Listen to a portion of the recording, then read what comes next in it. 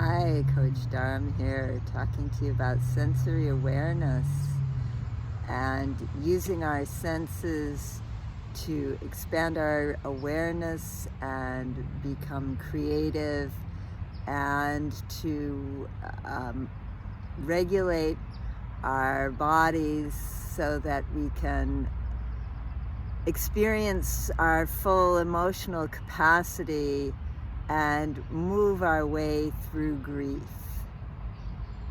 And I'm talking to you about the sense of vision today, that we can use light as a wavelength, just like sound is a wave, to change our state of arousal. Our bodies use the natural rhythm of the sun's day and night cycle to regulate our own sleeping and waking cycles. And it's seeing the blue light during the day that tells us that this is the time to be in our sympathetic nervous system engaged, enlivened, active phase. And then as the red light of sunset tells us to shift, we go into the nighttime mode of the parasympathetic and rest, digestion, and repair. When we're grieving, we may be particularly affected by the long, dark winters of the higher latitudes or the long, foggy summers of coastal areas. And if you feel that your mood is severely affected by the weather, you might check out using a light box, which is just a small piece of technology that has bulbs that are blue light that simulate the color and wavelength of natural sunlight. And if you have those shining around you for a short time, really in maybe 15 minutes in the morning, it can re-regulate your circadian rhythm, get you onto the day-night schedule. Also, for your own sleep hygiene, it's very important to turn off computer screens and phones and other devices that have blue light screens at least an hour before you want to sleep, because your body needs that time away from the blue light to shift into its nighttime rhythm. Sunlight also has other positive health benefits. The ultraviolet waves, though in excess, may promote skin cancers. In moderate amounts, it synthesizes vitamin D, which is really important for regulating our immune system. Vitamin D in the intestines works to create the hormone serotonin, which serotonin works as a neurotransmitter in our brain to reduce anxiety and depression and to amplify the sensations of pleasure we get in learning and creativity. It also works in the bloodstream as a hormone and binds to receptors in cells all throughout our body, different systems, especially our immune system. The serotonin that vitamin D synthesizes in our intestines helps there to modulate how much gut bacteria we have, so that helps our digestion. And it also works in the immune system to regulate inflammation.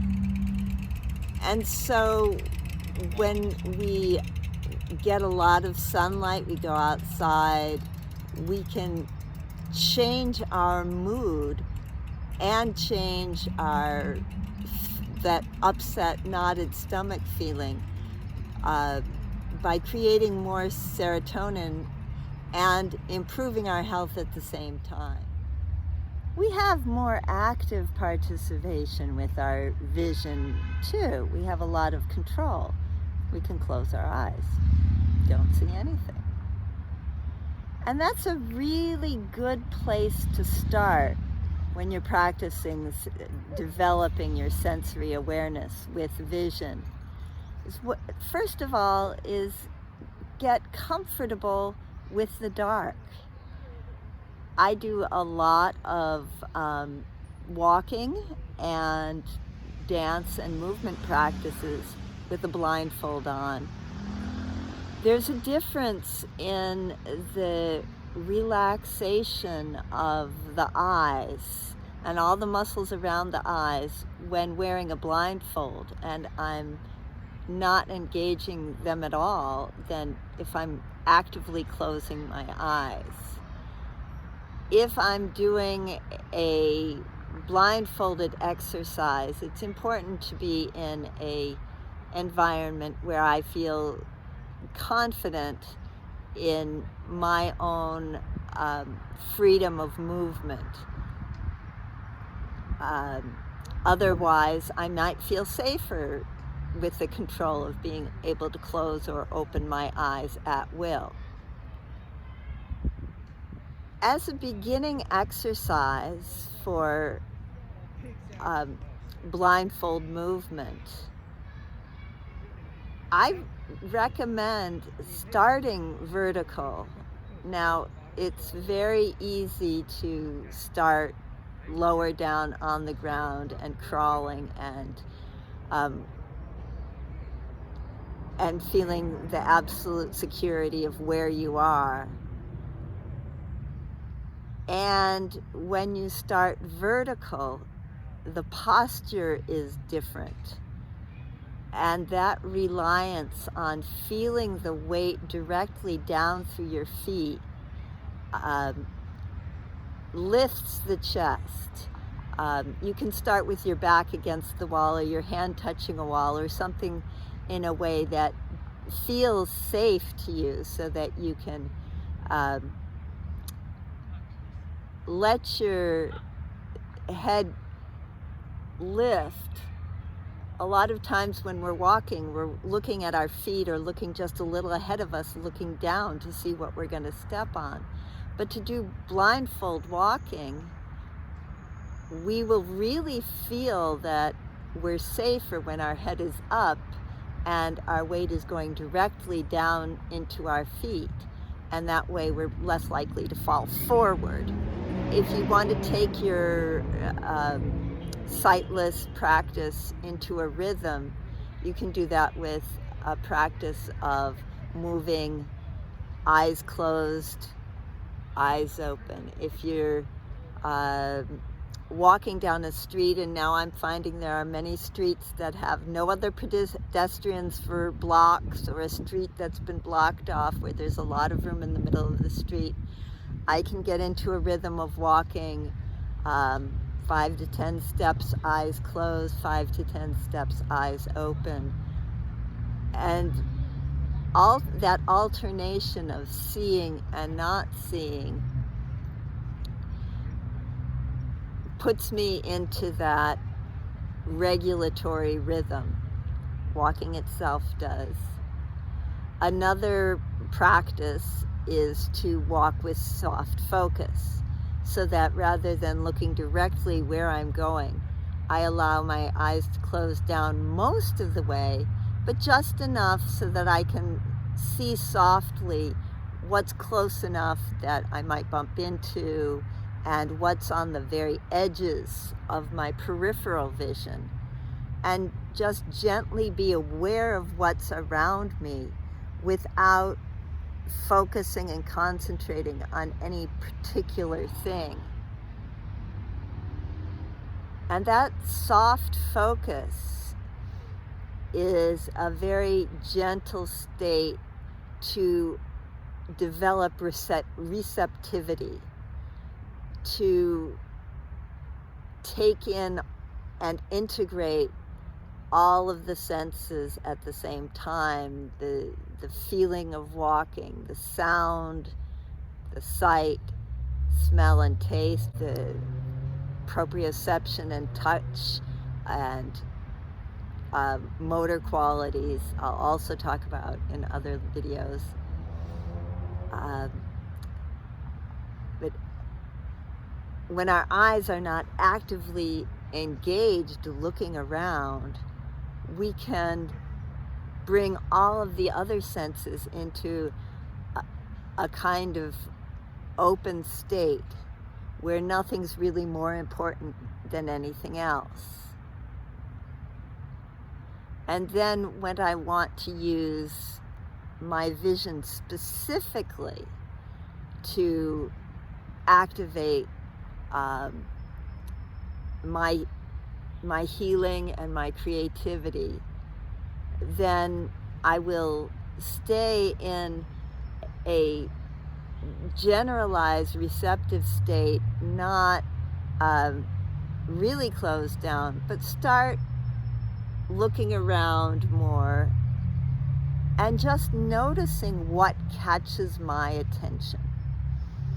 Sometimes it's color, sometimes it's shape, sometimes it's movement, sometimes it's the contrast between light and shadow. And as I move through the world, and especially when I'm taking a walk, to be kind to myself and nurture myself and address my emotions, my grieving,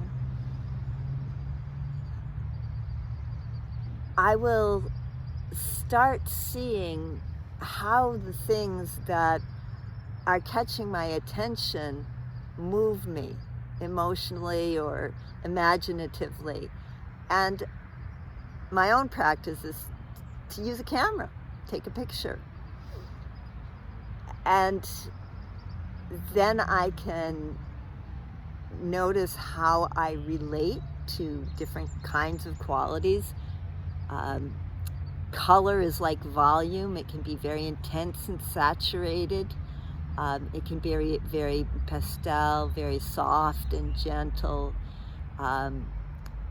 The quality of hue of darkness or light, the shadow, can also have a strong sense of mood.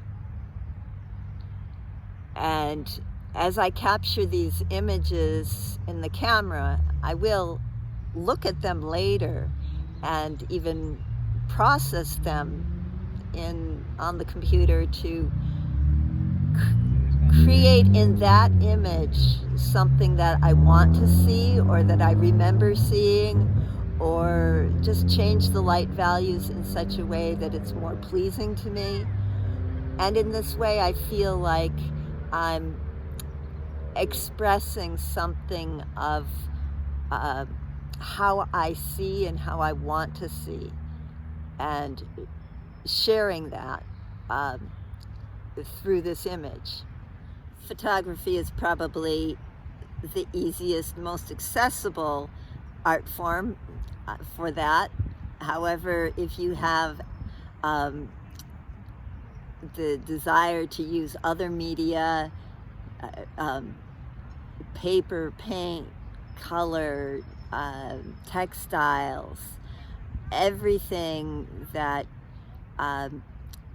creates visual art that you can share is a way of sharing those qualities that you have associated with what is in the past or with what you've lost, and can bring it out into your current life.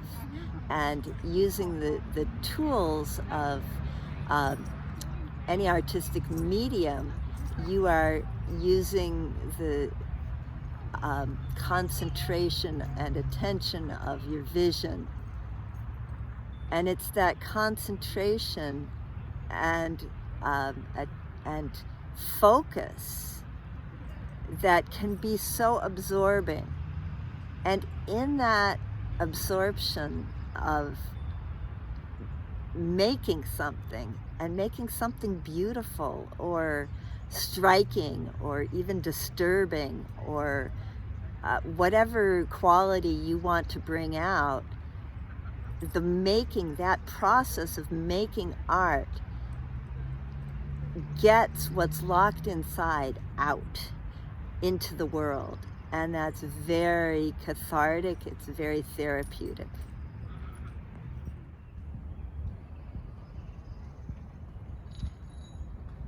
As our eyes move, the quality of light shifts and changes. We can change our focus to look out toward the distance and to look inward,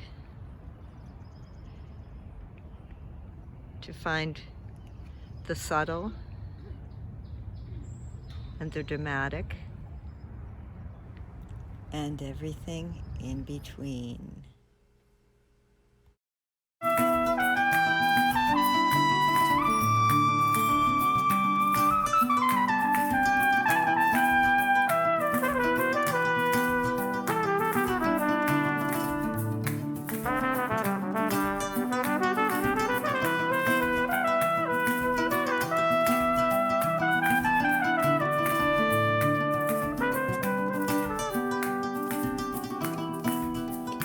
Politiki muna jigobela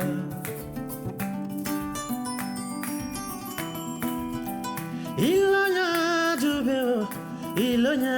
jubeo jigobela politiki manke tulonkote kordalo janyanda